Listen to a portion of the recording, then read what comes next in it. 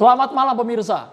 Ini menjadi sorotan dunia karena bukan hanya Indonesia saja yang fokus untuk mencerna informasi sebanyak-banyaknya dari Palestina. Palestina, Israel, gencatan senjata, tapi pertumpahan darah sudah terjadi. Ada sekitar 250 lebih warga Palestina yang jadi korban jiwa, bahkan perempuan dan anak-anak, mereka adalah warga sipil, juga menjadi korban dari serangan kebrutalan Zionis Israel. Bagaimana ujungnya? Ini negara-negara sudah turun untuk memberikan opsi damai. Apakah itu bisa terwujud? Indonesia kemana ya? Tidak hanya berbagai negara, tapi sejumlah aksi juga dilakukan di sejumlah wilayah di berbagai negara atas nama kemanusiaan.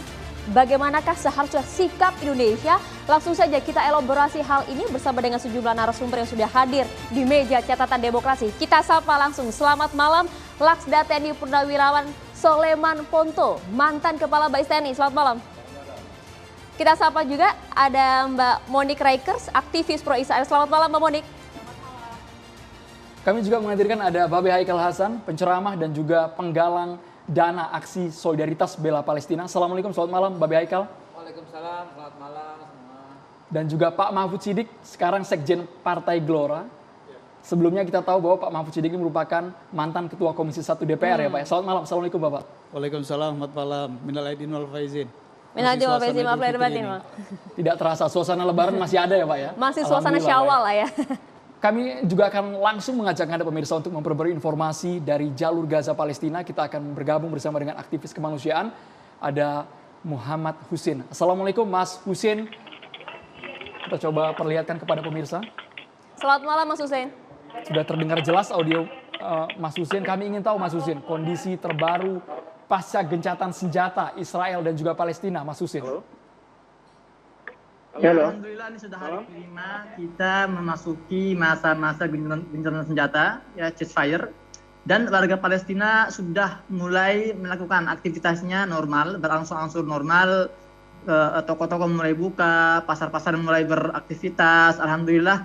Namun masih banyak korban-korban yang berjatuhan sampai saat ini, dan juga korban jiwa masih berjatuhan. Kenapa? Karena banyak korban-korban luka yang menderita luka parah sehingga meninggal akibat luka parah yang diderita. Di sisi lain, meskipun sudah ada gencatan senjata, namun langit jalur Gaza masih terus dipantau 24 jam oleh pesawat tempur drone tanpa awak milik Israel, milik Zionis Israel, yang tidak juga meninggalkan langit Gaza full 24 jam per hari, 7 hari per minggu.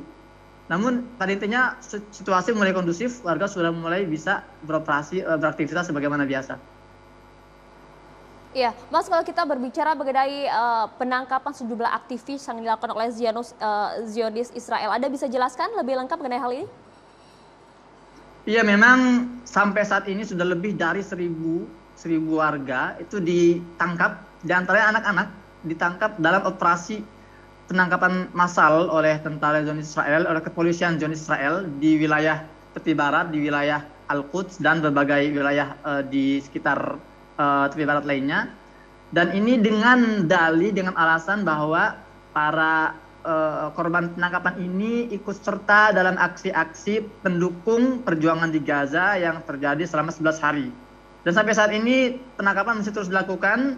Militer kepolisian Israel terus merengsek ke beberapa desa dan kampung di wilayah Palestina tepi barat. Belum ada tanda ini akan berhenti. Mas Husin, kami dengar juga gencatan senjata ini kan sudah terjadi. Namun nyatanya di lapangan Mas Husin, apakah benar masih ada pemukim-pemukim Yahudi, masih ada mungkin provokator atau penyerangan kepada warga Gaza meskipun sudah ada kesepakatan gencatan senjata? Di antara kesepakatan yang disepakati dalam gencatan senjata kali ini itu bukan semata-mata, bukan hanya berhentinya penyerangan ke Gaza. Jadi diantaranya adalah berhentinya penyerbuan masuk ke wilayah Masjidil Aqsa di Yerusalem atau Al-Quds.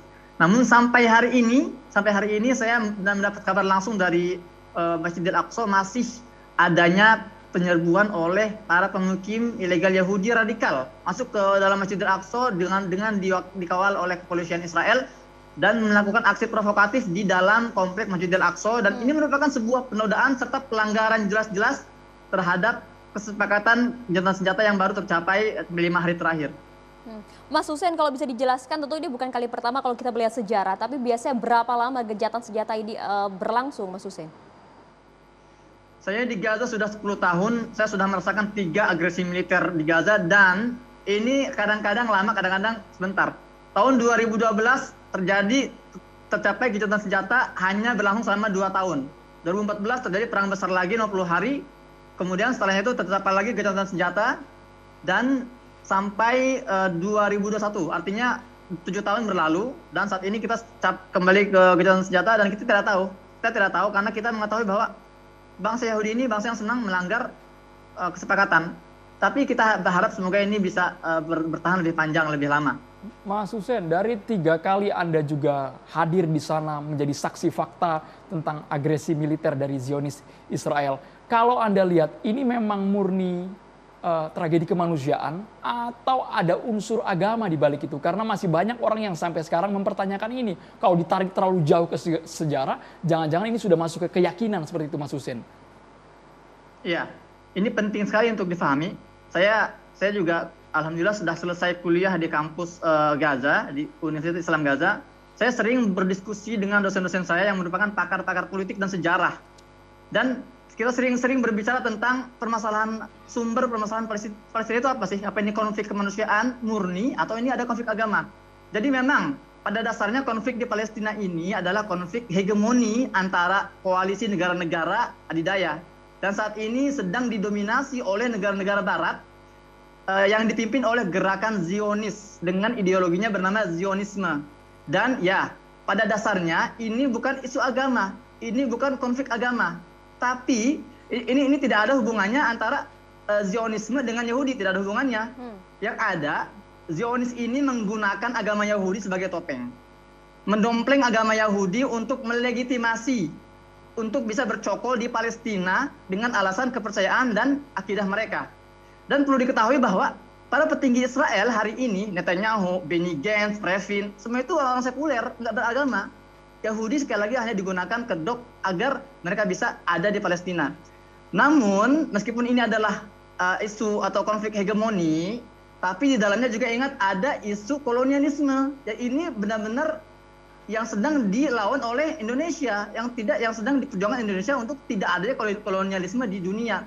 Dan juga selain itu, isu ini juga masalahnya menyentuh langsung ke permasalahan agama, berdampak langsung pada penodaan situs-situs umat Islam di Palestina. Masjidil Aqsa ini kiblat umat Islam. Ini adalah masjid yang disucikan umat Islam. Jadi wajar kalau umat Islam di Indonesia merasa terpanggil ketika masjid mereka dinodai. Bahkan perlu diingat bahwa beberapa masjid di Palestina ini diubah fungsinya dari masjid menjadi diskotik, jadi tempat hiburan. Ini jelas melukai perasaan umat Islam di seluruh dunia. Maka dari itu jangan ada narasi-narasi bahwa isu ini murni isu kemanusiaan, bukan isu agama. Ini nggak benar. Ya, ini isu kemanusiaan, tapi kita tidak boleh menafikan bahwa ada isu konflik agama, ada konflik politik, ada konflik kolonialisme. Ini semua lengkap. Maka dari itu ini penting untuk dipahami agar masyarakat Indonesia terutama tidak salah dalam memahami isu peta konflik di Palestina. Baik, Anda menggarisbawahi bahwa ini sebagian besar adalah isu kemanusiaan antara Palestina dan juga Israel. Terima kasih Muhammad Hussein, aktivis yang bermukim di wilayah Gaza, Palestina. Terima kasih. Jaga kesehatan di sana, Mas Hussein. Salam untuk teman-teman di sana. Oke, sama-sama. Terima kasih. Semoga korban juga tidak bertambah lagi ya, Maria. Kita langsung saja mengajak pemirsa, karena kita nanti akan melibatkan juga dari mantan kepala BIN. Namun kita tahan sejenak, saya minta pandangannya dulu dengan Mbak Monik ini.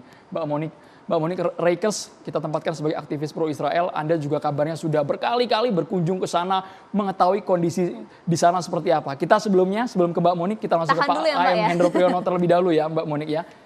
Selamat malam Pak AM Hendro Priyono yang merupakan mantan kepala BIN. Pak Hendro Priyono sudah bersama kami. Baik, selamat malam Pak Hendro Priyono. Malam Bapak. Kami ingin tahu Bapak, pandangan Bapak seperti apa konflik yang terjadi antara Israel dan juga Palestina. Karena kemarin statement Bapak cukup mengejutkan kita semua Pak, ketika ini bukan urusan Indonesia. Seperti apa Pak Hendro Priyono?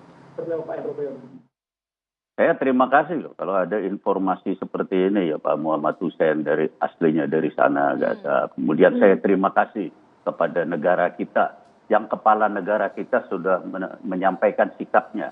Terima kasih juga kepada Menteri Negara kita, Menteri Luar Negeri Retno tadi ditayangkan sudah bicara. Yang pembicaraan dan statementnya itu mempunyai bobot internasional karena didengarkan oleh PBB. Sehingga ada usaha-usaha untuk gencatan senjata yang kita harapkan tentunya berhasil ya mudah-mudahan. Tapi kan saya bicara itu tidak sebagai kepala negara, tidak sebagai petugas negara, penyelenggara negara, tidak. Saya bicara sebagai rakyat biasa, anggota masyarakat. Saya mengingatkan bahwa kita jangan semuanya terpikat kepada urusan di Palestina Israel itu. Karena negeri kita sendiri, kita lagi gawat. Sekarang ini sudah 45.000 kita yang meninggal gitu karena pandemi. Jadi untuk apa kalau kita berduyun-duyun masih rame-rame berdemonstrasi menambah klaster. Bayangkan baru berapa hari yang lalu saya ngomong 45.000 ya. Sekarang 49.000, 4.000 orang meninggal dalam waktu berapa hari. Pak Hendro. Sesuai dengan Iya, kalau kita berbicara mengenai pandemi corona, tentunya semua negara mengalami hal yang sama. Kemudian Indonesia dilihat dari mayoritas masyarakat muslimnya, semua mata negara tertuju kepada Indonesia terkait dengan konflik Israel dan juga Palestina. Jangan dipotong dong saya ngomong. Kalau kita ngomong kan saya sebagai anggota masyarakat. Saya minta masyarakat kita ya lihat kepada rakyat kita gitu. Kalau urusan negara kan udah ada kepala negara, udah ada menteri negara, biar dia yang mewakili negara dan ada bobotnya. Kalau kita bergerak di jalanan kayak gini, bobotnya apa? Buat Palestina juga nggak terima kasih kok, apa? Cuma secara moral aja kita kelihatan. Tapi jangan lupa, kalau kita terus nambah yang mati karena COVID, bagaimana? Padahal kita rakyat kita nih ya. Saudara lihat dong, dari Ambon ke Tual ke Ambon itu 7 jam perjalanan laut. Itu siapa yang bayar? Orang yang sakit kena COVID itu siapa yang bayar? Pada mati di jalan. Kemudian kalau bayar kita itu, kalau sakit COVID, yang bayar pemerintah. Tapi kalau ongkos dari Tual ke Ambon, dari Lamno ke Banda Aceh, dari Tabayung ke Sibolga, orang yang sakit, siapa yang bayar? Kan rakyat. Itu juga kita perlu lihat rakyat itu, kita bantu masyarakat kita itu juga lihat dong kepada diri sendiri. Sekarang ini kita empat orang tiap jam meninggal. Tentunya kan hal itu juga menjadi fokus negeri ini begitu Pak Hendro. Tapi kalau misalnya kita lihat informasinya pimpinan Hamas juga sempat berkirim surat dengan Presiden Joko Widodo untuk meminta dukungan terhadap Palestina. Itu bukan urusan yang saya bicara. Saya bicara sebagai rakyat dan anggota masyarakat. Saya menyerukan kepada masyarakat kita ingat keadaan ini. Karena saya juga berkegiatan di situ untuk melihat rakyat kesulitannya. Mereka butuh uang 10 juta sampai 15 juta ongkos orang kalau sakit COVID. Dan sekarang ada 110.000 yang dirawat di rumah sakit dalam keadaan serius. Mereka butuh dana, mereka butuh perhatian. Pemerintah sudah kasih perhatian kepada masyarakat. Tapi karena persoalan ini persoalan masyarakat banyak juga yang tidak terjangkau seperti yang saya sampaikan. Tolonglah masyarakat dan kalian ini yang pembawa berita nih, para wartawan, jangan yang terus-terusan diangkat itu tidak ada urusan masyarakat kita yang jauh dari Pak Hendro. Dari kampung saya aja, dari Tanjung Selakor ke Banjarmasin. Baik. Itu nggak pernah ada yang tahu orang meninggal berapa di situ kena COVID. Ngangkut di situ tidak ada usaha. Saya bicara sebagai masyarakat, bukan sebagai penyelenggara negara. COVID, Pak, kami sepakat karena media setiap hari terus memberitakan update COVID, korbannya di mana, bantuannya seperti apa. Tapi kami ingin tahu, tadi Pak Hendro menempatkan diri sebagai masyarakat. Dasar argumennya seperti apa, Pak? Sehingga Indonesia tidak harus ikut campur dengan urusan Israel dan Palestina, Pak. Rakyat kita itu sangat menderita, tidak bisa bayar 10 juta kalau sakit. Sakit COVID, saudara tahu, 10 juta bayarannya. Belum tentu sembuh. Duitnya dari mana? Itu saya mengingatkan aja begitu sebagai masyarakat. Saya tidak mau ikut campur penyelenggara negara. Meskipun sebenarnya dukungan ini justru datang dari masyarakat itu sendiri. Saya tidak mau ngomong urusan luar negeri, saya ngomongin urusan masyarakat. Saya sebagai anggota masyarakat. Kalau saya penyelenggara negara, saya ngomong soal negara. Meskipun ini saya ngomong soal masyarakat. Baik. Masyarakat kita jangan sampai lupa diri. Ingat, saya juga masyarakat saya juga bangsa Indonesia. Saya juga terenyuh lihat ini tadi yang disampaikan Pak Muhammad Hussein. Siapa hati manusia biasa yang tidak tersentuh? Sedih kita juga. Tapi mboknya sedih juga dong lihat kampung Hendro. halaman kita masing-masing, kampung halaman saya itu yang saya maksud. Pak Hendro. Bukannya jangan diputar balik seolah-olah saya tidak mau care terhadap urusan pelanggaran kemanusiaan. Pak Hendro Priyono, penderitaan rakyat. kami yakin kalau Jangan soal begitu, kemanusiaan, jangan diputar balik. kami yakin Bapak juga tergerak. Fitnah gitu. Pak Hendro, kalau untuk saat ini, Pak Hendro Priyono, Anda melihat kan angka sumbangan aksi solidaritas bela Palestina itu sudah ada, Pak. Dan bahkan sebagian sudah disalurkan ke sana. Bagaimana tanggapan Bapak? Itu silahkan aja. Saya senang juga ada sumbangan. Tapi jangan lupa dong nyumbang juga di kampung saya, di kampung kamu, kampung saudara-saudara sekalian. Lihat dong di situ. Saya lihat di Banjarmasin, itu kampung halaman saya lihat bagaimana rakyat juga di sana menderita. Juga masyarakat harus bahu-membahu untuk membantu juga. Jangan semuanya diserahkan pemerintah. Kan banyak yang tidak terjangkau seperti yang saya bilang itu tadi. Itu pemerintah tidak bisa menjangkau sampai semuanya. BPJS saja belum bayar di banyak rumah sakit. Bagaimana rumah sakit mau melayani rakyat kita? Fokus saya itu. Jangan diputar-putar seolah-olah saya tidak care dengan permasalahan di Palestina, Israel. Tidak. Masalahnya saya ngomong sama siapa? Saya kan ngomong sama masyarakat. Ya, aksi solidaritas tentunya menjadi pilihan masyarakat itu sendiri. Kita, Bapak pun juga menghargai hal ini. Tentunya fokus terhadap negeri ini juga kemudian harus dikedepankan begitu ya. Terima kasih banyak Jenderal TNI Purnawirawan Hendro Priyono. Selamat malam, Pak Hendro. Malam. Tadi sudah banyak ya, Maria, yang digambarkan oleh bagaimana sudut pandang AM Hendro Priyono. Kami nanti akan meminta pandangan juga dari Mbak Monik dan juga Pak Sulaiman. Pertanyaan jangan lupa ya, pertanyaan untuk masyarakat kita Karena buka. masyarakat juga dapat kemudian bergabung bersama kami di studio untuk bertanya langsung, memberikan pertanyaan-pertanyaan melalui Twitter @catatandemokrasi. Kami tunggu hingga nanti di akhir acara, tapi usai jeda kami akan kembali sesaat lagi.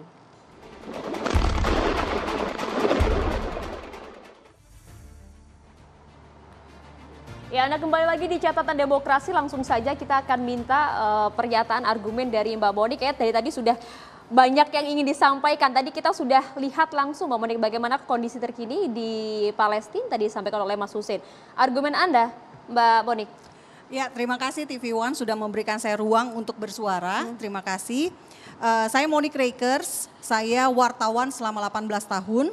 Dan sejak tahun 2016 saya membuat yayasan non-profit untuk mengedukasi orang Indonesia tentang Israel. Dan kalau kita ngomongin Israel pasti nggak jauh-jauh dengan Palestina. Jadi harus berdua ya, duet. Dan kemudian juga tentang Yahudi karena masih banyak misinformasi, salah persepsi. Dan tentang sejarah Holocaust. Kenapa? Karena banyak orang Indonesia yang merasa Hitler itu pahlawan.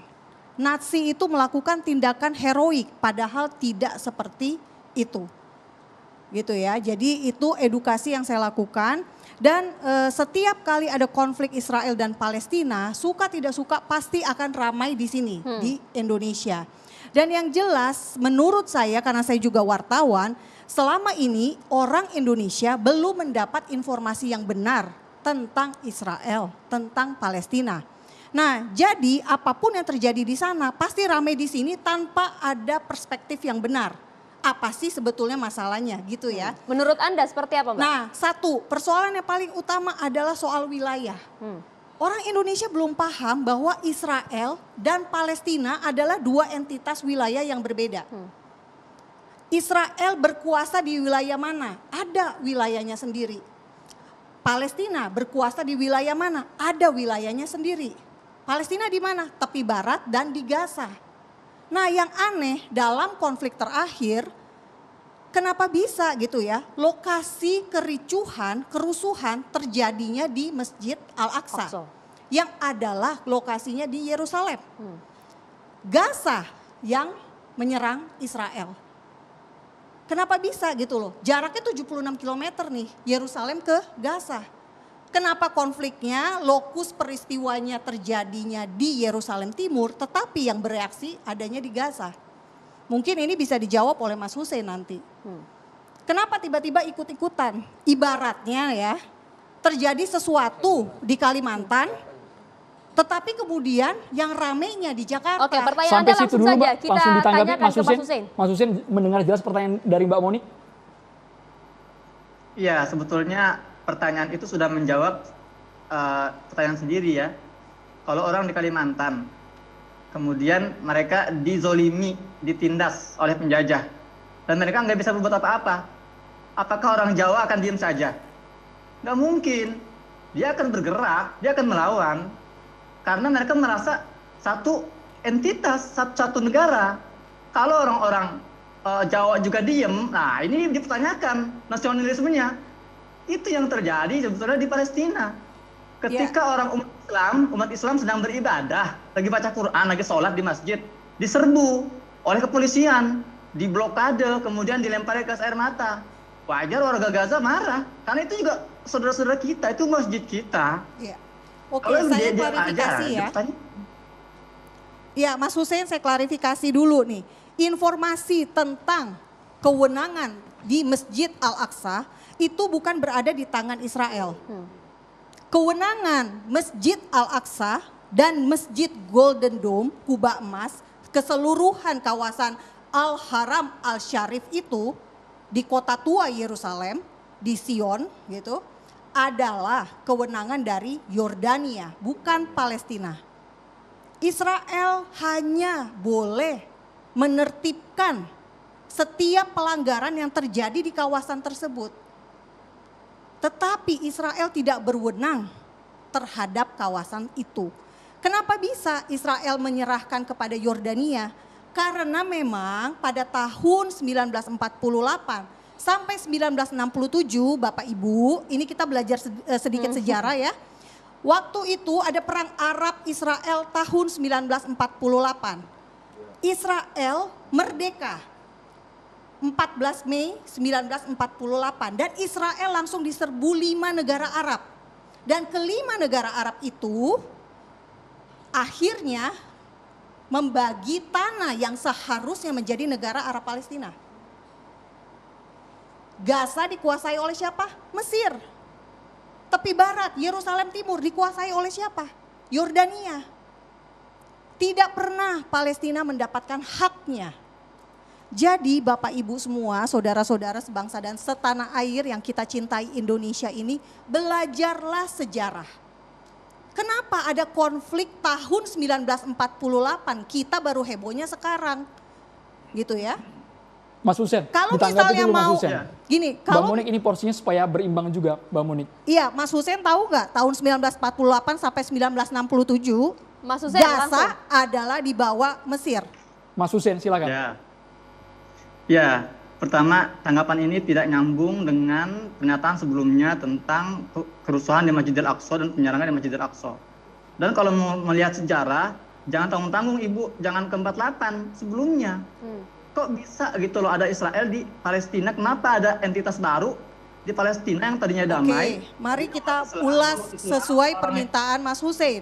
Kita mundur ke Bentar dulu, belakang. Baik, Mbak Monik kita kasih kesempatan ke Mas Islam, Hussein. orang Yahudi, Kami menghitung orang durasi. Nasrani, semua hidup berdampingan.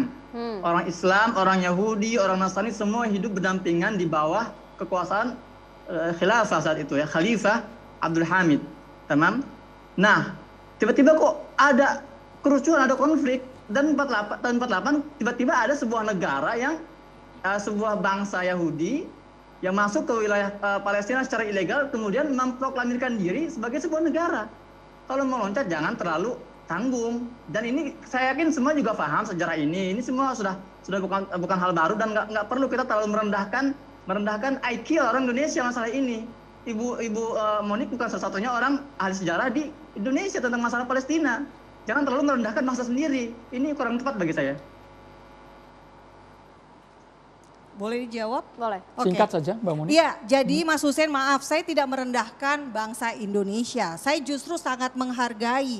Karena itu saya tidak ingin bangsa kita ini berlarut-larut masuk dalam konflik yang sebetulnya ada dasar sejarahnya, ada dasar historisnya. Harusnya kita tahu dulu. Kenapa ada bangsa Israel? Bangsa Israel itu merdeka bukan karena mereka memerdekakan dirinya dengan begitu saja. Tetapi ada dasar resolusi dari PBB. PBB lah yang membagi dua tanah menjadi Arab Palestina dan Yahudi Palestina pada tahun 1947. Dan kemudian 33 negara setuju pembagian tanah tersebut, 13 negara tidak setuju. Umumnya Baik, mayoritas iya. Arab. Mbak Monik, sedikit saja. menurut Anda apa yang melatar belakangi kemudian penyerangan Israel untuk menyerang Masjidil Aqsa kemarin? Israel tidak menyerang Masjidil Aqsa. Al-Aqsa tidak diserang. Oke. Kalau Anda melihat dalam berita-berita di Iran, situs-situs, nah mungkin Anda bisa menemukan bahwa sebetulnya hari Jumat terakhir bulan Ramadan, ini Anda harus cek juga ya. Oke, baik, kita cek langsung ke Mas Hussein. Anda yang berada di sana, teman-teman Anda kemudian menyaksikan apakah betul tidak ada penyerangan pihak Israel ke Masjidil Aqsa di malam Ramadan? Menurut saya ini adalah argumen yang sangat menggelikan karena bahkan Perdana Menteri Israel pun Netanyahu tidak menggunakan ini sebagai argumen. Netanyahu tidak pernah mengatakan kami tidak pernah menyerang Al-Aqsa. Tapi tiba-tiba Ibu Monik mengeluarkan statement ini dari mana dasarnya? Nggak ada pejabat tinggi Israel yang mengingkari bahwa ada penyerangan ke Masjidil Aqsa. Baik. Nah, jadi mana harus saya percaya? Ibu Monik atau statement dari petinggi-petinggi Israel sendiri? Baik, kita coba dengarkan pandangan yang berbeda dari Pak Mahfud Siddiq. Pak Mahfud Siddiq dari Sekjen Partai Gelora, makasih banyak ini Mas Hussein Mas sudah Hussein, bergabung. terima kasih Pak banyak Mahfud atas Siddiq, kita waktunya. dengarkan bagaimana versi Anda. Ini agar masyarakat juga tidak keliru akan sejarah yang ada. Iya, makasih. Pertama saya ingin mengapresiasi tadi statement dari Pak Hendro Priyono ya. Saya dari dulu manggil beliau tuh suhu. Suhu. Ya, walaupun kemarin saya sempat mendebat beliau ketika ada statement itu.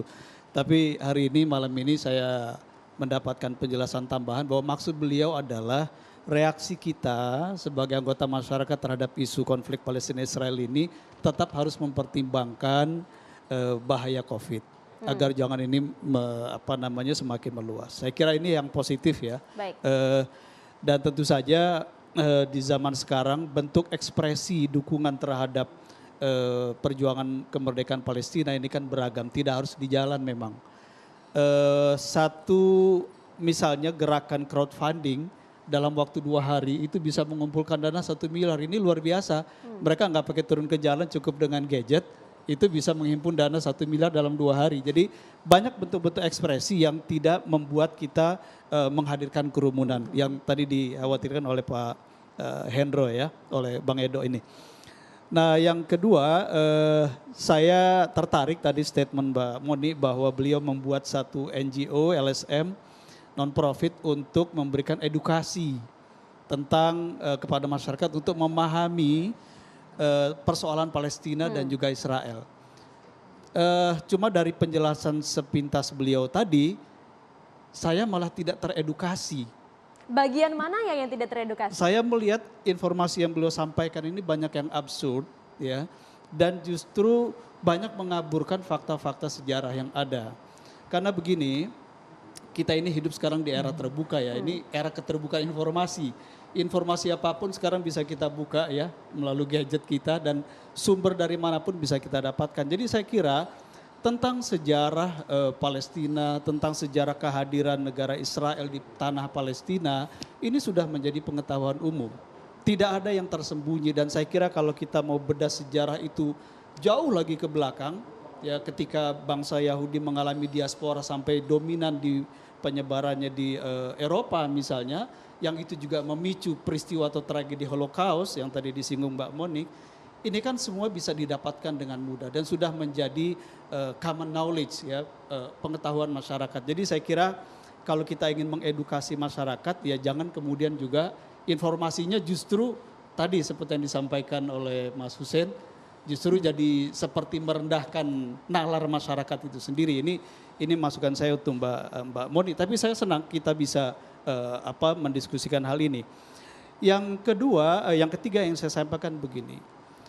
Kalau kita berbicara konflik Israel dan Palestina, baik sebagai dua bangsa, dua entitas ataupun sebagai dua negara, walaupun yang satu disebut negara yang melakukan okupasi dan yang satu adalah negara yang belum berdaulat, karena dideklarasikan tahun 88 sampai sekarang mereka belum berdaulat. Ini belum negara yang berdaulat, ini baru setengah negara sebenarnya.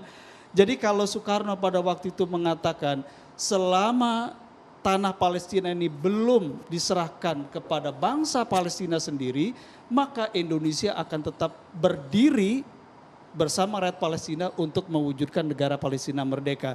Dan secara garis politik nasional luar negeri kita, saya sangat bersyukur karena tegak lurus. Pak Jokowi sampai pernyataan beberapa waktu yang lalu ya setelah konflik ini itu kan menyatakan bangsa Indonesia masih berhutang kepada Palestina.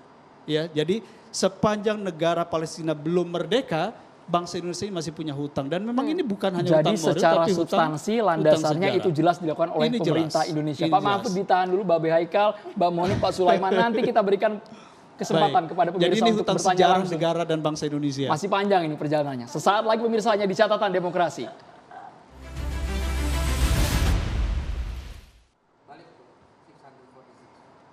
Tadi kita melanjutkan ke Pak Mahfud. Pak Mahfud, kalau Bapak berbicara ini fakta sejarah yang secara umum dicerna baik oleh masyarakat. Tapi perbedaannya sangat mencolok ketika pernyataan Mbak Monik sama Pak Mahfud. Dilanjutkan boleh Pak Mahfud? Iya, jadi begini, kalau kita bicara usia konflik, kalau konflik itu kita mulai dari sejak negara Israel itu dideklarasikan di tanah Palestina yang diokupasi sampai sekarang, itu sudah 73 tahun konflik ini terjadi. Tapi kalau kita tarik lebih maju, misalnya konflik itu muncul sejak negara Palestina itu dideklarasikan tahun 88 di Algier, dan itu pemerintahnya pengasingan sejak itu, maka usia konflik ini 33 tahun. Konflik antar negara ya. Nah, kalau kita maju lagi sejak ada kesepakatan Oslo yang kemudian melakukan pembagian wilayah, 3 wilayah tadi, itu terakhir adalah di Oslo pembagiannya, konflik ini sudah 27 tahun. Jadi konflik antara negara Israel yang mengokupasi tanah Palestina dengan negara Palestina yang belum sepenuhnya merdeka ini usianya sudah panjang. Dan kalau kita lihat sampai sekarang fakta yang terjadi adalah wilayah Palestina yang disepakati atau yang merujuk ke resolusi PBB tahun 47 itu semakin sedikit ya. Karena dikolonialisasi baru oleh Israel dengan pemukiman baru yang ilegal dan termasuk juga yang di Gaza. Jadi kalau kita melihat bahwa usia konflik ini sudah panjang dan kelihatannya Amerika dan Eropa juga sudah mulai capek menyelesaikan konflik ini, termasuk PBB juga sulit mengatasi ini, saya kira kita kembali ke akar masalah. Konflik ini muncul ketika tahun 48 berdiri sebuah negara di tanah yang dirampas secara ilegal, yaitu negara Israel. Jadi solusi yang perlu kita pikirkan sekarang ini, opsi yang kami sampaikan adalah mari kita berpikir sekarang solusi baru. Bukan two state solution, tapi solusi yuk kita bubarkan Israel. Itu solusi Bubarkan alternatifnya. Israel, Bapak, apakah resolusi PBB itu adalah sebuah ilegal, keputusan ilegal? Resolusi PBB itu peristiwa yang legal, peristiwa politik yang legal.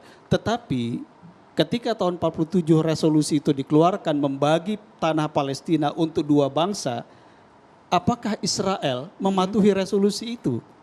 Apakah Israel tetap komitmen dengan pembagian wilayah berdasarkan resolusi PBB Iya, tahun 47? betul. Tidak ada, Pak. Mbak. Tidak Israel ada. Sekarang mendiami. wilayah yang diberikan oleh PBB tahun 47 yang sekarang de facto dikuasai oleh Palestina, oleh NPA, National Palestinian Authority, itu tinggal 18%. Nah, ini Di sebetulnya dalamnya sudah dikapling-kapling dengan pemukiman ilegal yang baru dan tidak pernah dihentikan sampai sekarang. Artinya apa? Artinya Israel terus melakukan kolonialisasi di atas tanah Palestina dan tidak akan pernah berhenti sampai kemudian bangsa Palestina betul-betul keluar dari wilayah ini. Nah, ini sebetulnya saya merasa bahwa pada tahun 1948 ketika Israel resmi berdiri karena ada pembagian tanah, inilah yang menyebabkan adanya penyangkalan sejarah. Tidak ada pengakuan dari seperti Bapak ini, Bapak-bapak, karena apa? Karena sebetulnya Israel itu resmi dan keberadaannya diakui oleh banyak sekali negara di dunia.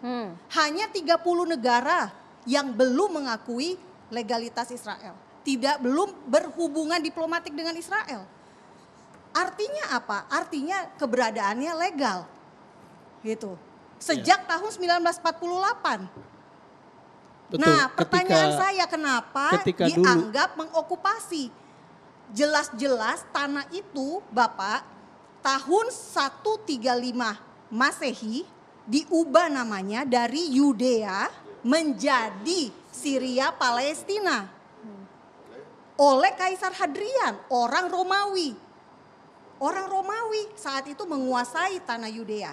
Yudea artinya apa? Yehuda. Yehuda artinya apa? Anaknya Yakub. Yakub itu siapa? Israel. Gitu loh. Pak Mahfud. Wilayah Israel saat ini sama persis dengan wilayah peta kalau Bapak lihat di tahun sebelum Masehi. Sama persis Pak petanya.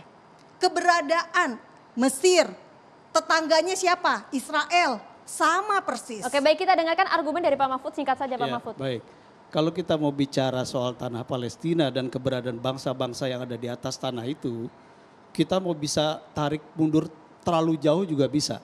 Tetapi dalam konteks politik internasional, semua kita merujuk kepada keputusan-keputusan kolektif yang sudah pernah dibuat. Ya, Bapak tidak setuju dengan keputusan PBB Kita loh. kasih kesempatan dulu merujuk kepada kepada Pak Mahfud, resolusi Mbak PBB Monik. tahun 47.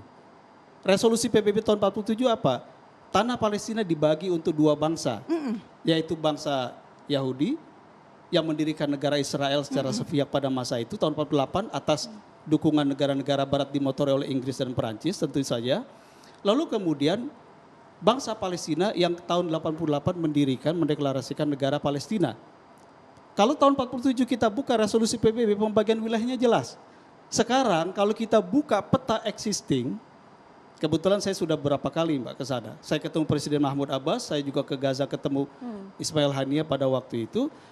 Jelas sekali bahwa perampasan tanah yang oleh PBB diamanatkan, dimandatkan untuk bangsa Palestina itu terjadi terus-menerus sampai sekarang dan tidak pernah berhenti.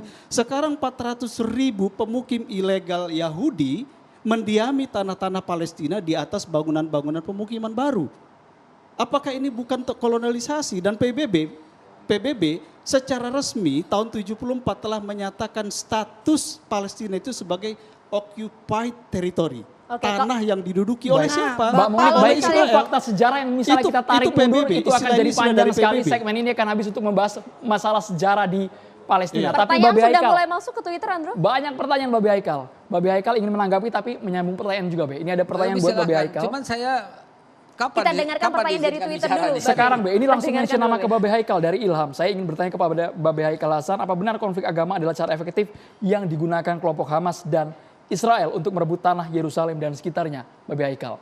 Sebelum menjawab itu, kita bangsa Indonesia hari ini menyaksikan satu orang Monik yang mampu seolah-olah mampu mengubah pola pikir semua dunia. 135 negara anggota PBB mengakui keberadaan Palestina dan mengecam Israel. Ini 136 negara loh. 82% populasi dunia ya, bukan satu orang Monik gitu ya. 82% dunia udah mengutuk itu Israel. Dan 48 kali PBB bersidang khusus bahas Israel. Apa ini enggak negara yang biadab dan bandel? Khusus 48 kali sidang, 48 kali resolusi dikeluarkan oleh PBB. Satu, pendudukan wilayah yang dulunya dibagi benar sekarang dicaplok habis-habisan. Mbak, saya dari tahun 2005 udah di sana ya. Catat itu, 2005 saya udah di sana sampai sekarang. Ini karena Covid saya pulang balik lagi. Jadi bukan cuma Mbak Monika yang tahu urusan Palestina gitu ya. Ya, Mbak Monik ya. Pengusiran penduduk yang dilakukan juga udah dikutuk oleh PBB, itu dikeluarkan resolusi.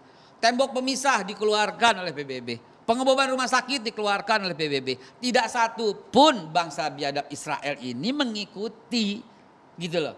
Terus tiba-tiba ikut PBB yang tahun 47. Terus yang 48, 49 sampai 2021 diabaikan. Jadi tolonglah masyarakat Indonesia jangan dibodohi gitu loh oleh Mbak Monik dengan cuma sekilas cuman wartawan tiba-tiba mampu lebih hebat daripada Netanyahu. Nggak ada penyerangan di Masjidil Aqsa. Mbak, sekali lagi saya katakan, saya tinggal lama di sono, ya. Dan kemudian sejak 2016 saya setahun bisa bolak-balik 4 kali 5 kali ke sana, dan setiap tahun rutin saya sholat Idul Adha di sana. Yang Babe temukan di sana? Dan yang saya temukan di sana sebelum sosial media rame, mereka itu pembunuh. Di depan mata kepala kami di Hebron, saya lagi di bis, itu ditembak, nggak ada handphone zaman dulu, nggak ada. Dan itu kelakuan bangsa Israel yang mesti diketahui oleh dunia. Di sosial media belum ada tahun itu. Kita menyaksikan sendiri di depan mata kepala sendiri. Suka-suka kok. Sekarang mereka ngerem, kenapa? Karena udah ada handphone. Gitu aja. Dan ini kita jadi pragmatis di sini. Pragmatis dengan apa yang pernah diutarakan sama Pak Hendro pada waktu yang lalu. Kemudian sekarang bicaranya COVID. Ya alhamdulillah kalau umpamanya udah ada pencerahan. Dan juga narasi yang dilakukan oleh Pak Sulaiman Ponto yang menjadi heboh, pragmatis. Di Indonesia banyak masalah, di Indonesia banyak persoalan. Selesaikan masalah kita sendiri. Lah kalau begitu tinggal di hutan gitu loh. Oke, kita langsung dengarkan pernyataan dari Nggak Pak Sulaiman melindungi Ponto. segenap Silakan, bangsa Indonesia, tanggapannya. memajukan kesejahteraan umum, ikut serta melaksanakan ketertiban dunia. Itu konstitusi. Kita dengarkan dulu Be, siapa tahu berubah malam ini Be. Pak Sulaiman. Kelihatannya sudah berubah beliau. Kan Apakah sudah berubah? udah berubah Pak gitu Ponto? loh. Kita Saya kira lihat. sama Pak Hendro itu tidak ada bedanya. Iya. Jadi pada dasarnya itu. Tapi Nggak berubah, begini, nggak berubah. saya sependapat dengan Pak Eka bilang tadi, kalau memang Israel itu bangsa biadab. Iya benar, tidak salah. Kenapa? Israel dikatakan Mbak Monica tadi, zaman Romawi, dia hancur-hancuran. Dia dihajar habis-habisan sama Heraklius, sampai yang namanya Yudea diganti menjadi Assyria Palestina. Itu kan untuk apa? Dia memang untuk menghina Israel yang dikalahkan oleh Assyria, kemudian muncullah nama Palestina. Lalu dia dihabis-habisin. Terjadilah kan kasus di Bukit Masada. Bagaimana Israel kan dihabisin di situ. Nah, inilah yang membuat orang Israel ini menjadi biadab, menjadi Kalau misalnya kita melihat sejarah kan cukup panjang, tapi gini, bagaimana bukan. dengan serangan Bukan. terakhir misalnya? Nggak, Gini, Pak ini Sulaiman. membuat apa? Membuat dia ini sekarang dia lahir kan. Kita melihat dia lahir mengharapkan dia seperti kita. Tapi dia ini ternyata ini apa? Dia dinosaurus purba yang lahir sekarang dengan segala keganasan. Jadi sekarang posisinya balas dendam Pak Sulaiman. Anda menangkapnya seperti itu. Bukan balas dendam, tapi Gini, memang sebentar. karakternya yang terbuat Kita dengarkan seperti dulu Babe, sebentar. Bukan balas dendam, karakter yang terbuat adalah seperti itu. Saya ketemu dengan orang-orang itu. Ketika saya bertugas di Belanda, ketemu dengan atas pertahanan ya kan intelijen. Saya tanya, kenapa kamu begini? 2 kali kami merasakan bagaimana dihancurkan Romawi dengan Masada. Yang kedua, kami disalimi juga sama Jerman. Inilah yang membuat karakter kami seperti ini. Kalau kadal dilempari batu lari, kalau yang namanya dinosaurus dilempari batu ya dia Tapi gigit. perlakuan keji dilampiaskan ke warga Gaza. Iya. Ya itulah yang saya bilang bahwa Israel sekarang ini itu adalah dinosaurus purba yang hadir di modern dengan segala keganasannya itu. Ya, dengan kalimat itu Pak Sulaiman Ponto menyetujui kalimat dari Pak Mahfud untuk ya nggak usah ada kalau begitu Israel Nah. ya karena purba. Sebentar Pak, saya mau menanggapi. Babe sebentar Babe, kita harus iklan dulu Babe. Ada iklan. Kita harus simak berikut ini hanya di catatan demokrasi Babe. Mohon maaf Babe ya. Kita tahan sejenak Babe.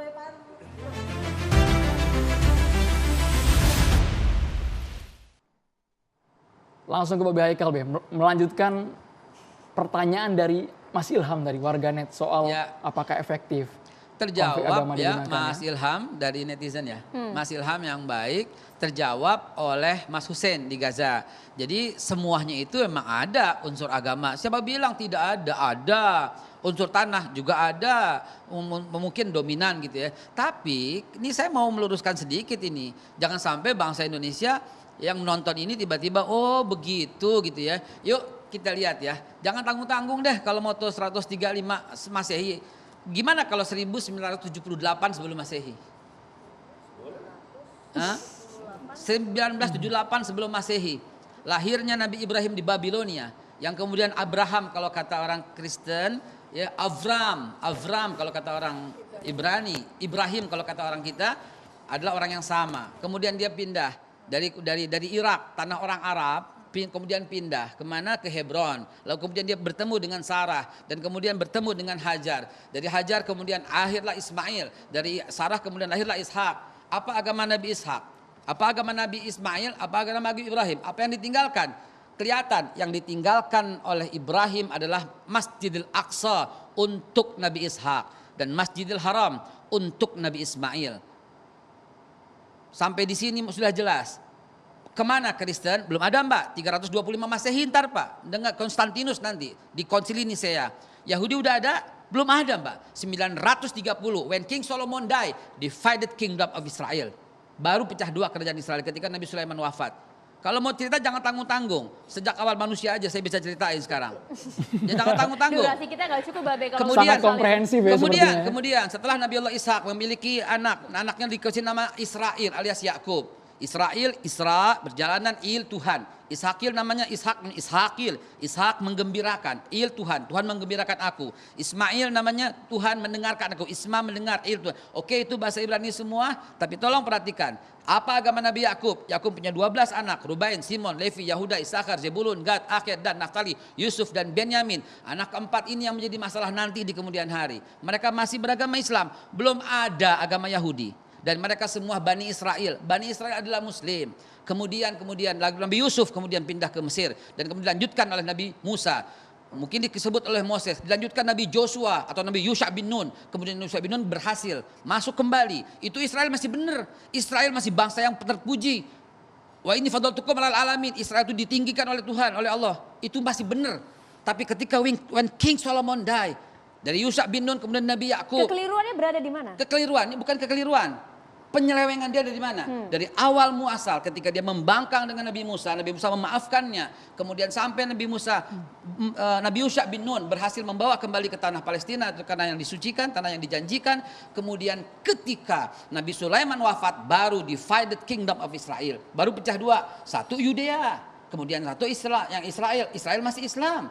Kenapa masih Islam? Karena sampai Nabi Isa alaihissalam masih memegang agama Islam. Sedangkan Yudea membunuh para nabi. Yahudi membunuh para nabi. Nabi Sam'un, Nabi Samuel, Nabi Zakaria, Nabi Yahya, semua dibunuh.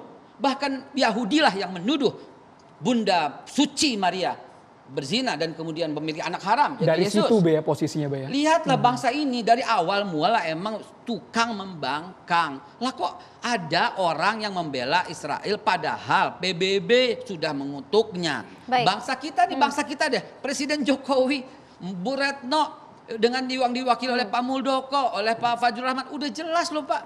Arahnya kemana tuh udah jelas. Ikut serta menertibkan ketertiban dunia. Yang terjadi apa sekarang? Lah kok masih dibela gitu loh. Oke, Pak Ponto, untuk menjawab ini ada pertanyaan mungkin cukup berkorelasi dari pertanyaan netizen Kicau Sahabat di Twitter. Kenapa wilayah negara Palestina dari tahun sebelum 1947 hingga kini selalu mengecil? Berapa sebenarnya luas wilayah negara Palestina sesungguhnya? Bukannya menghilangnya sebagian besar wilayah Palestina itu karena memang kedatangan Israel untuk menjajah? Ya, jadi begini, memang kita tidak bisa melihat Israel itu sejak tahun 48 ke sini. Kita melihat bagaimana karakter dia yang terbentuk akibat adanya penyiksaan. Ada dua masalah. Ketika saya tanya, ada dua yang membentuk dia. Yaitu bagaimana mereka dihajar Romawi, kemudian bagaimana dia dihajar lagi oleh Jerman. Dua ini membentuk dia menjadi dinosaurus saat ini. Bagaimana dia dengan kekejaman zaman itu. Kita melihat sekarang kejam. Biadab, tapi zaman itu kan tidak. Dan memang karakter ya. Zaman dia karakter dia begitu sehingga sekarang ketika dia diganggu, ya kekejamannya yang pernah dia rasakan itu dia ulangi lagi. Maksudnya diganggu karena posisinya kalau yang sekarang Pak Sulaiman. Iya, Kan iya, yang iya. menyerang terlebih dahulu adalah Betul. Israel. Yang Iya. menyerang terlebih dahulu Israel ke Gaza. Apapun kalau dia diganggu dengan karakternya yang sudah terbentuk, dia akan hajar. Kita bilang biadab, kita bilang ya silakan aja kamu bilang begitu. Saya adalah saya, itulah dia. Nah, tahun 47, ketika tahun 47 pemisahan, oke. Dia diserang kan, langsung diserang 5 negara tadi. Apa yang terjadi? Ketika diserang, ya dia balik, dia menang. Menang apa? Sambil duduki. Kita bilang okupasi. Dia bilang tidak. Zaman dulu saya, the winner take it all. Jadi karakter apa yang terjadi di zaman dulu masih dipakai sampai hari ini oleh orang Israel. Babe Haikal. Baik. Gini Ya, deh, itu. Bapak lihat, Bapak mungkin punya teman di Amerika, ambil telepon bagaimana demo di Amerika. Di seluruh bagian di Amerika sebentar. Bapak punya telepon, Bapak telepon yang di Eropa, Inggris, Prancis, Jerman. Bagaimana demo mereka. Mereka ini udah menentang gitu loh. Jadi tidak ada Pak justifikasi karena dulu disakiti sekarang boleh. Ujung ini sebenarnya tadi kepotong Pak, kepotong. Ketika Nabi Isa kemudian diangkat, kemudian Nabi Muhammad kemudian melanjutkan risalah, dilanjutkan Abu Bakar Siddiq, Umar bin Khattab membuat satu perjanjian namanya Wa'd al-Umariyah. Apa itu? Orang Islam boleh tinggal di situ. Catat, orang Kristen boleh tinggal di situ. Dan Umar bin Khattab tidak boleh mengganggu gereja atau sinagoga atau mengganggu salib. Damai Pak, sampai kapan? Mulai 646, damai sampai 1095 datangnya Crusader. Sampai kapan mereka melakukan pembunuhan? Sampai 1187 dengan datangnya Sultan Salahuddin Al-Ayyubi. Sampai kapan? Dari mulai 1187, nggak tanggung-tanggung nih Pak, 1187 sampai 1948 tidak ada konflik. Konflik mulai 1948. Konflik itu Pak yang mesti kita kembalikan. Jadi kalau mau balik-balik sejarah, jangan nanggung-nanggung. Kembalikan dulu dengan porsinya. Damai, tentram dengan Wa'dal Mariyah. 1187, Sultan Salahuddin Al-Ayyubi membuat perjanjian baru namanya Perjanjian Ramallah. Apa isinya? Islam silahkan ibadah di masjid. Kristen silahkan ibadah di gereja. Yahudi silahkan ibadah di sinagoga. Damai semuanya. Sampai bangsa terkutuk itu memproklamirkan, bukan memproklamirkan kemerdekaan, itu namanya dia dijajah. Tapi sampai dia mendapat legitimasi dari PBB untuk mencaplok. Oke, silahkan dengan argumentasi PBB. Tapi sekarang habis Pak, habis. Tidak sampai 20% Pak. Saya tahu persis, saya tiap tahun datang ke sana rutin gitu. Coba sambil kita tampilkan peta dari Pak Mahfud tadi ya, peta. Bisa dijelaskan sedikit Pak Mahfud? Tadi petanya coba kita tampilkan coba ya. Pak Monik sambil menanggapi apa kata Babe tadi, Mbak Monik sambil melihat peta ini. Pak Mahfud boleh? Mikrofonnya bisa digunakan. Sebelum Pak Mahfud saya sedikit lagi. Pak ini udah nggak ada Pak. Ini yang hijau udah nggak ada. Tinggal 2020, di Gaza doang sedikit. 2020. Enggak, ini 2020 udah enggak. Boleh sambil ditunjuk Be? Boleh sambil jalan Maafkan. Sambil berdiri Be, boleh Be? Yang tadi Ibu Monik bilang ini dipegang oleh Yordan begitu ya. Dari mana sumbernya? Kami itu kesusahan masuk ke sana. Kenapa? Karena dipegang oleh Israel. Di wilayah mana? Di wilayah Yerusalem. Israel yang membukakan pintu kapan pintu ditutup. Loh kok mau ibadah digituin? Suka-suka dia Pak. Saya bersumpah demi Allah di depan forum, di depan masyarakat Indonesia dan siapapun yang melihat. Kami Pak Itikaf diusir, ditendang Pak. Memang ada video di situ. Bahkan Babe Haikal informasinya sempat ditahan juga oleh polisi Israel. Sempat ditahan sehari ketika saya orang Indonesia baru kemudian dilepas. Ribuan Pak, 1000 lebih anak-anak itu sudah sampai di sana dan di penjara. Babe yang melihat langsung fakta di lapangan seperti itu ya. Bisa ditanggapi? Ngerasain larasnya Israel di punggung kami kok. Saya menyarankan begini, kalau memang terjadi pelanggaran oleh tentara atau oleh polisi Israel, tentu saja mereka yang ada di wilayah tersebut pasti bisa membuat laporan, gitu ya. Sebentar, jangan. Ini Bener lucu gak? Pak, lucu loh. Bikin laporan apa? Di depan Ya mata laporan kepala. ke polisi, melaporkan sebagai korban. Biar aja orang membuka aib sendiri gitu ya. Masa iya melaporkan? Ya, bener Gini. Ini yang masyarakat lihat cuma Yerusalem dan Gaza. Belum lihat di Hebron kan? Belum lihat perjalanan antara situ kan? Dalam 100 meter semua ada senjata kan? Oke, karena durasi kita memang tidak banyak. Saya jelasin ini dulu boleh Hebron nggak? itu Saya kita jelaskan diusir. ini boleh kan? Silakan. Baik, Mbak Monik. Ya, jadi gini, terima kasih untuk kesempatan saya berbicara. Jadi kita harus belajar peta dulu kan. Peta Bisa? yang Silakan dibilang berdiri, Mbak Monik. peta historik Palestine tersebut sebetulnya adalah wilayah kerajaan Israel. Kerajaan Israel itu bukan kerajaan abal-abal. Lengkap sekali sejarahnya. Boleh berdiri raja mungkin, Mbak demi Monik. raja, duduk aja ya. Boleh. Raja demi raja tercatat dengan rapi. Saya tidak mau masuk ke ranah agama. Saya menghormati umat mayoritas di bangsa ini. Saya menghormati, menghargai. Karena itu saya dari tadi, titik awal saya berbicara adalah resolusi PBB 181 ketika tanah tersebut dibagi dua oleh PBB. Mbak Monik, Nah kalau karena itu Lihat aja ketika ini kenapa ini begini? Coba dijawab aja dulu. Ini kenapa itu begini menurut Mbak Monik? rencana Trump, Bapak, judulnya saja itu rencana Trump.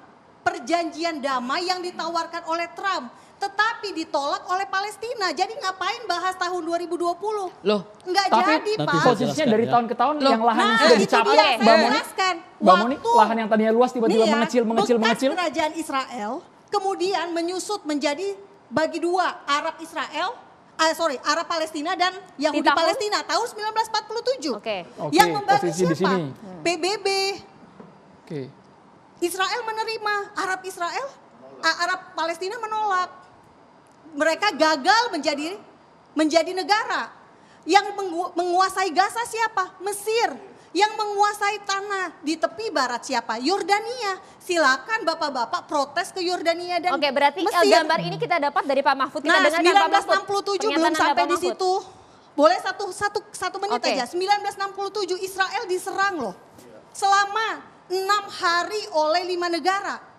Kalau diserang dan dia bisa mengalahkan, merebut wilayah tersebut, legal atau tidak? Tentu saja dalam masa Baik, itu legal atau legal. tidak Pak Mahfud? Boleh langsung disambut saja. Ya, saya Sambil boleh berdiri izin boleh ya? Pak, sambil jalan silakan. Pak. Izin. Sambil menunjukkan petanya Pak. Karena ini penting, kenapa kok bisa berubah jadi begini. Mungkin Mbak Monik belum kesini lagi setelah ini pecah-pecah seperti ini. Jadi yang disampaikan Mbak Monik, kita harus merujuk kepada resolusi Majelis Umum PBB tahun 47. Baik. Yang mana ini petanya. Kalau mau dibantah silakan bantah PBB. Ya, ini dokumen resmi PBB. Sebentar Mbak. Ini adalah wilayah Palestina, tetapi secara otoritas ya itu memang berbagi dengan Israel. Nah, yang dimaksud oleh PBB inilah wilayah yang hijau ini wilayah untuk bangsa Oke, Palestina. Pak Mahfud mungkin bisa Nah, dijelaskan yang berwarna hijau dan berwarna ya, biru? kemudian kan terjadi peperangan tahun 48 setelah Israel mendeklarasikan negaranya, kemudian terjadi perang, beberapa negara Arab terlibat, lalu kemudian terjadi juga perang tahun 67 dan kemudian mulai mengecil wilayah Palestina gitu ya. Dan kalau kita lihat existing sekarang tahun 2020 sampai 2021, wilayah yang hijau ini semakin habis. Kenapa habis? Karena Israel pemerintahnya terus membangun pemukiman-pemukiman ilegal sekitar 400.000 orang di tepi barat dan sekitar 200.000-an pemukim baru di wilayah Yerusalem Timur, sehingga kemudian dan dibangun tadi pagar-pagar Berlin baru gitu ya, dan tingginya 2 kali dari pagar Berlin Babe ya. Dan Itu tidak betul. ini yang membuat wilayah Palestina semakin habis. Nah, Saya di sana kok tidak betul. kenapa Gaza ini masih utuh? Pertanyaannya, kenapa Gaza masih utuh tepi barat kok sudah hancur-hancuran begini? Sisa 15% Pak Karena Mahfud ya. pemerintahan otoritas Palestina dia tidak memiliki kekuatan militer mengacu kepada perjanjian Oslo. Dan ini betul, hingga saat ini 15% di ya? Gaza karena tahun 2005 Israel menarik diri dari Gaza setelah Intifadah yang kedua, mereka memiliki kekuatan senjata yang mengakibatkan Israel tidak bisa mengokupasi ke dalam sini. Sebelumnya tahun 2005 pemukiman baru yang ilegal ini dibangun di perbatasan. Tapi tahun 2007 dihancurkan, Israel menarik diri, makanya ini utuh. Dan inilah basis kekuatan militer Palestina sampai sekarang. Ini Palestina juga. Jadi kalau di sini Masjid Aqsa diserbu, lalu orang di sini kok ikut-ikutan, ini satu bangsa. Sama seperti misalnya di Jakarta Masjid Istiqlal tiba-tiba diserbu, orang Madura di sana berbondong-bondong membantu. Kenapa? Ya mereka sama-sama warga Indonesia. Saya tambahkan, lagi pula Pak Mahfud, ini udah berkurang lagi. Karena Nah, udah habis lagi. Yang Karena saya maksud, kita ini Pak, ini saya sebutkan Trump projected plan karena ini ada desain baru. Iya. Trump kalau dia masih menjadi presiden, dia akan melanjutkan rencananya apa? Gaza ini akan diokupasi, lalu penduduk Gaza digiring ke Sinai, lalu kemudian diberikan ke Mesir. Jadi penduduk Gaza dijadikan wilayah Mesir, di bawah otoritas Mesir. Lalu yang tepi barat yang sudah mulai habis ini, penduduknya akan digeser ke dataran tinggi Golan di bawah otoritasnya Jordan. Ini Artinya sumber apa? sudah jelas ya Pak Mahfud ya, sumber plan ini ya. Sisa penduduk Palestina yang tinggal 5 juta dan wilayahnya tinggal 18% dari tahun 47 ini mau dihabisi, dibagi ke Yordan dan dibagi ke Mesir. Palestina hilang bangsa dan negaranya, lalu Yahudi dan negara Yahudi berdiri utuh Bang di Monik, tanah Pak Sulaiman kita kasih kesempatan. Itulah Terima rencana. kasih, Pak Makanya masih koma ya sama yang Ya, Pak Mahfud ya. silakan Siap, kita siap, main Bang. deh, sampai Saya titik. beli peta Oke. di Israel. Saya beli peta di Israel. Batas sebelah utara itu seluruh wilayah Libanon. Batas sebelah timur itu sampai daerah Khurasan Iran. Batas sebelah barat itu seluruh Mesir. Dan batas sebelah selatan itu batasnya sampai di atas Riyadh, Saudi Arabia. Baik. Itulah planning Great Israel, Israel Raya. Siapa yang bisa bantah? Ada petanya, silakan beli di Austria. Oke, terakhir Pak Ponto mungkin. Ya, saya mau tanggapi dulu ya. Tadi baik, silahkan. Pak Haikal bilang Israel itu sama dengan Islam juga. Nah, harusnya nggak apa-apa dong. Umat Islam Israel saat ini tinggal di tanahnya Israel sendiri. beragama Islam. Sampai kapan? When King Solomon died, divided kingdom of Israel, and they built Judaism as a new religion. Nah, kembali ke peta. Saya kira orang Indonesia harus paham betul bahwa Gaza saat ini dikuasai oleh Hamas yang adalah lawan politik dari pemerintah Fatah yang berkuasa di tepi barat. Dan Fatah sudah setuju untuk membagi wilayah tepi barat itu menjadi 3 area.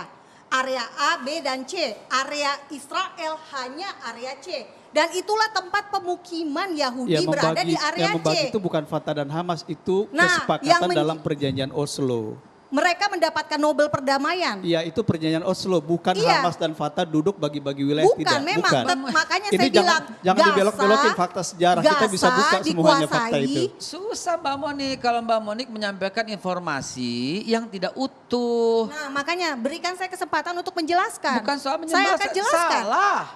Loh, Bagaimana 93. Fatah yang Hamas yang bagi itu kan Oslo. Iya, justru itu yang menyetujui kesepakatan Oslo itu siapa? Fatah kan? Dan areanya adalah sekarang ini Fatah itu berkuasa di mana? Di tepi barat. Bener nggak? Ada Fatah berkuasa di sana, Hamas berkuasa di sini nggak ada. Hamas menang pemilu tahun 2006 soal dan pemilu, berkuasanya jangan di dibilang ini Gaza. soal pemisahan negara. Pemilu di sana Sekarang kan gini, sama dengan Golkar, Presiden PDIP, Mahmud dengan Abbas, PDIP, dengan Bapak-bapak saya P3. tanya, Presiden Mahmud Abbas itu presiden beneran atau presiden bukan beneran? Di perjanjian Oslo, pemerintahan Palestina itu disebut National Palestinian Authority. Pemerintahan otoritas Palestina. Ini bukan negara, bukan government.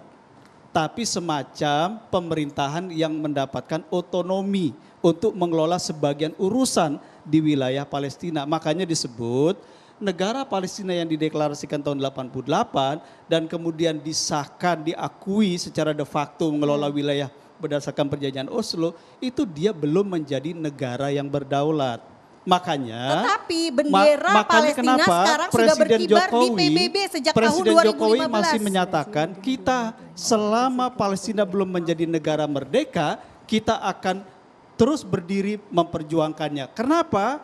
Pernyataan Presiden Jokowi mananya apa? Mananya beliau paham betul syarat negara berdaulat, pemerintahannya harus utuh, itu belum dimiliki oleh Palestina. Itu penting. Dan itu yang bukan kedua, salah Israel, Pak. kita jangan Itu bukan mengacaukan salah pikiran Israel. masyarakat seolah-olah ada 2 pemerintahan. Memang. Ada Gaza dan Memang ada betul. tepi barat, tidak. 135 negara di PBB yang setuju itu diabaikan. Itulah Baik, yang tidak kita ada kembali di kepada PBB. Pak Sulaiman, Pak Sulaiman Punto. Pak Sulaiman Punto. Mbak Monik, Iya. kita dengarkan dulu Jadi suara kalau dari Israel Pak tidak Sulaiman pernah Punto. menginginkan berdirinya negara Palestina, maka solusi Yang belum mengakui alternatif Palestina adalah hanyalah kita kasih Israel. kesempatan keberadaan kepada negara Pak Sulaiman yang Israel belum sekarang berbicara di perlu segmen kita ini. Pak pikirkan Mahfud, ulang. kita hargai Pak Sulaiman Punto untuk Kembali berbicara. perjanjian Umar bin Khattab. Jadi kalau saya memang ini melihat bahwa kita memang sekarang menuntut melihat Israel itu untuk mengikuti cara pandang yang ada sekarang ini.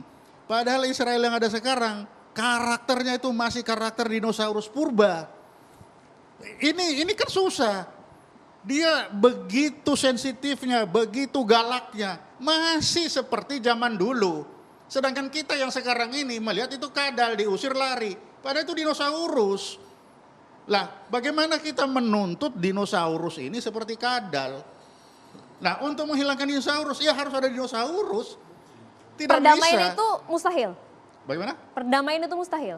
Lah, perdamaian yang sekarang, kalau dia diganggu terus, seperti dilempar batu, yang gigit terus. Ya sepasti. Jadi kita bisa lihat sekarang, bagaimana politik luar negeri dari 2 ini. Baik. Dari Israel, politiknya sekarang dia apa? Partnership. Dia cari kawan-kawan kemana-mana. Di ASEAN sekarang tinggal Indonesia, Malaysia, dan Brunei. Malaysia pun 2 kaki. Tinggal dia berdua yang full, yang tidak berteman dengan Israel. Nah, lalu kita lihat bagaimana dengan Palestina. Palestina masih menggunakan politiknya dengan apa? Minta bantuan dan menjual nilai. bahwa kita terokupasi, kita Baik. itu Tapi masih. Itu fakta yang juga sejarah di- tidak bisa dielakkan, memang mereka sedang terjajah iya kan saat ini seperti Pak itu. Sulaiman. Pak Sulaiman, Mbak Monik, Mbak Haikal Ya. dan juga Pak Mahfud Siddiq, kita harus mendengarkan ada tausiah sesaat lagi. Mohon maaf kalau mengulas soal sejarah sepertinya segmen kita kurang Panjang. ya. Kita ada jeda iklan, kita ada tausiah dari Kiai Jailul Nafis sesaat lagi. Hanya di catatan Semoga demokrasi. tausiahnya Tetaplah bersama mendukung kami pembubaran pemirsa. negara Israel.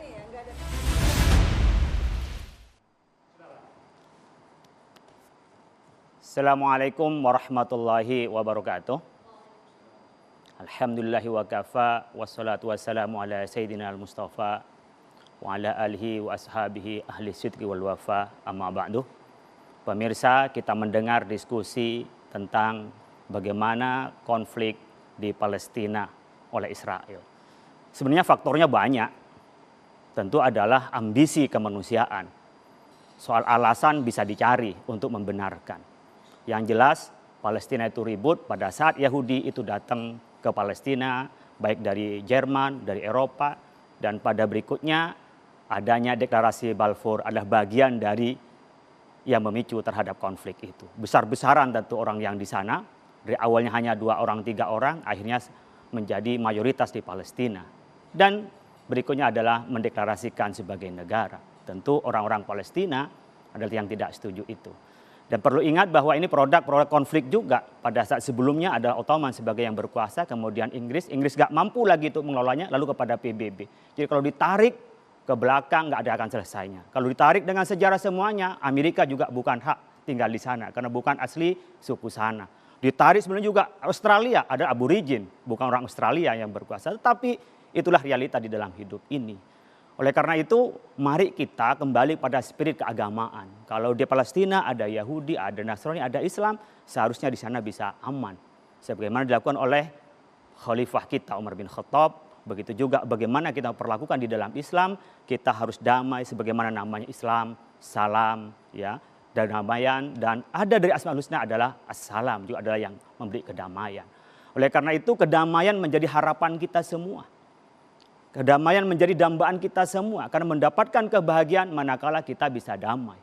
Karenanya oleh Rasulullah SAW kita diajarkan untuk terlibat untuk perdamaian. Tidak bisa karena alasan dalam negeri kita tidak mau melihat di luar negeri. Tidak bisa karena alasan kita belum selesai lalu tidak mau berbagi dengan orang lain. Itulah prinsip individualis yang tidak ada di dalam ajaran agama kita. Oleh karena itu Rasulullah SAW pernah mengajarkan kepada para sahabat. Ketika Rasul mengatakan, ala ukhbirukum bi afdala min darajatis siyami was salati was sadaqati, qalu bala ya Rasulullah. Apakah Anda ingin saya beritahu, kata Rasulullah, tentang sesuatu kebaikan yang melebihi derajatnya puasa, derajatnya salat, derajatnya dari bersedekah. Kata sahabat, iya ya Rasulullah, tentu pengen tahu apa. Disebutnya adalah islahu dzatil baini, adalah menyatukan orang-orang yang bertikai. Fa inna fasadadatil baini al-haliqah. Karena kerusakan dari orang yang bertikai itu merusak terhadap agama.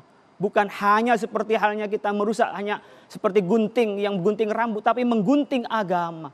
Bagaimana saudara-saudara kita yang berada di Palestina, dia mengungsi kemana-mana. Ya, bagaimana dengan saudara-saudara kita yang ada di sana tidak bisa hidup mengembangkan diri. Jangankan dia mengembangkan untuk maju, untuk hidup bertahan aja sudah susah. Oleh karena itu sudah benar bagaimana ulama meletakkan bangsa ini untuk terlibat. Ketika mengatakan bahwa sesungguhnya kemerdekaan adalah hak seluruh bangsa. Oleh karena itu penjajahan di atas dunia ini harus dihapuskan karena tidak sesuai dengan pri kemanusiaan dan keadilan. Dan termasuk juga kita harus terlibat aktif menciptakan ketertiban dunia ini atas dasar apa? Atas dasar kemerdekaan, kedamaian abadi, dan keadilan sosial. Jadi terlibat itu amanah undang-undang dan amanah agama kita. Oleh karena itu kita terlibat mendamaikan di sana adalah menjadi sebuah keharusan. Ada 3 hal yang harus kita lakukan di sana. Yang pertama adalah memastikan gencatan senjata. Karena itu pasti kekerasan dan pasti anti kemanusiaan. Dan kekerasan itu harus dihapuskan. Yang kedua, pastikan kita ada memberi bantuan kemanusiaan. Jadi nggak perlu dilarang membantu ke sana, tidak perlu dicegah membantu ke sana. Juga membantu di Indonesia, tidak berarti kalau di luar tidak lupa dengan Indonesia. Tidak berarti kita karena memikirkan COVID lalu nggak memikirkan di luar. Buktinya kita menyumbangkan bagaimana kemarin oksigen ke India. Dulu zaman Pak Karno juga kita membantu terhadap India. Bahkan 2019 kita membantu terhadap pengungsi di Yordania, orang Palestina. Kita lakukan itu oleh negara. Kiai Hasyim Asy'ari mengatakan kita membaca kunut nazilah membantu ke sana. Kiai Wahab Hasbullah mengatakan ayo kita kumpulkan bantuan kirim ke sana. Sejak awal pendiri NU mempunyai keperhatian terhadap Palestina. Oleh karena itu mari kita bersama-sama mendukung terhadap bagaimana menciptakan kedamaian di Palestina dan mendorong yang ketiga adalah dunia internasional untuk menciptakan perdamaian. Apakah kita harus mematuhi two state solution, dua negara ini yang tak pernah dipatuhi oleh Israel? Apakah kita ada solusi lain bagaimana menciptakan perdamaian di Palestina? Bagi kita yang menjadi prinsip di dalam kehidupan itu adalah dua. Disampaikan oleh Al-Quran, فَلْيَعْبُدُوا رَبَّ هَذَا الْبَيْتِ الَّذِي أَطْعَمَهُم مِّن جُوعٍ وَآمَنَهُم مِّنْ خَوْفٍ. Dan keduanya adalah gara-gara perang. Yang pertama, kita harus memastikan bahwa kita aman dari yang kita takuti. Yang kedua, kita harus mengamankan diri kelaparan. Ternyata dari perang itu membuat kita tidak aman dan membuat di mana-mana orang kelaparan. Terima kasih, mudah-mudahan bermanfaat. Wallahul muwaffiq ila aqwamit thoriq. Assalamualaikum warahmatullahi wabarakatuh. Waalaikumsalam warahmatullahi wabarakatuh. Masya Allah, luar biasa. Terima kasih banyak Kiai Haji Holil Nafis dan juga para narasumber sudah hadir di Catatan Demokrasi. Saya Andromeda Merkuri. Dan saya Maria Ska pamit. Terima kasih. Sampai jumpa di Catatan Demokrasi minggu depan.